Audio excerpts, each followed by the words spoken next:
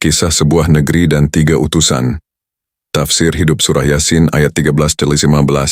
Bismillahirrahmanirrahim. Dan buatlah bagi mereka perumpamaan tentang penduduk sebuah negeri ketika datang kepada mereka para utusan. Yasin 13. Wahai manusia, dengarlah kisah ini. Bukan sekadar kisah masa lalu. Kita hidup sekarang ini di sebuah negeri Indonesia kah? Malaysia kah? Thailand kah? Dulu juga hidup di sebuah negeri Sabak kah? Samud kah? Semua itu negeri cermin dari kehidupan setiap zaman.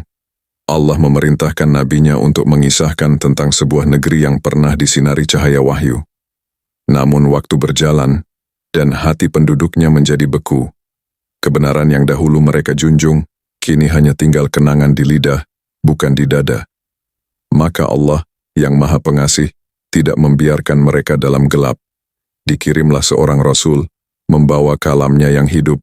Ia datang untuk membacakan ayat, menyucikan jiwa, dan mengajarkan hikmah.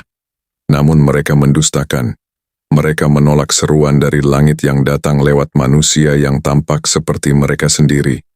Maka Allah berfirman, kemudian kami kuatkan mereka dengan yang ketiga, lalu mereka berkata, sesungguhnya kami ini adalah utusan-utusan Tuhan kalian. Yasin 14.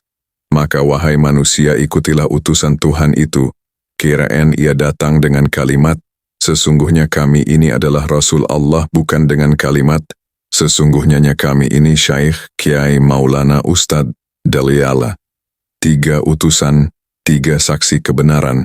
Bahkan dalam satu kitab dikatakan sampai 124.000, Allah mengutus para nabi ke muka bumi ini, namun apa daya manusia senantiasa mengingkarinya. Padahal mereka tidak datang membawa kepentingan dunia. Mereka tidak menuntut upah atau kemuliaan. Mereka hanya menyampaikan, kami ini diutus untuk menuntun kalian kembali kepada Tuhan. Namun penduduk negeri itu menjawab dengan kesombongan, kalian hanyalah manusia seperti kami. Tuhan yang Maha Pengasih tidak menurunkan sesuatu. Kalian hanyalah pendusta belaka. Yasin 15. Mereka menolak bukan karena tidak tahu, tetapi karena tidak mau tunduk pada keberadaan seorang Rasul yang hidup di tengah mereka. Mereka ingin wahyu tanpa pembawa, agama tanpa utusan, ayat tanpa jasad yang membacakannya. Padahal sejak awal zaman, wahyu tidak pernah turun tanpa Rasul. Kalam tidak pernah berbicara sendirian. Ia selalu hidup di lisan seorang pembawa, seorang yang dipilih dan disucikan untuk menyampaikan maksud Tuhan kepada umat. Tanpa Rasul, ayat menjadi teks beku.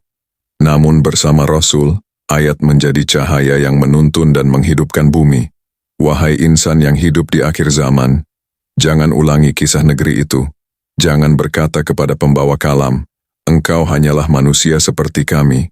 Karena dari lisannya Allah berbicara, dan melalui kehadirannya, kalam kembali bernafas di bumi.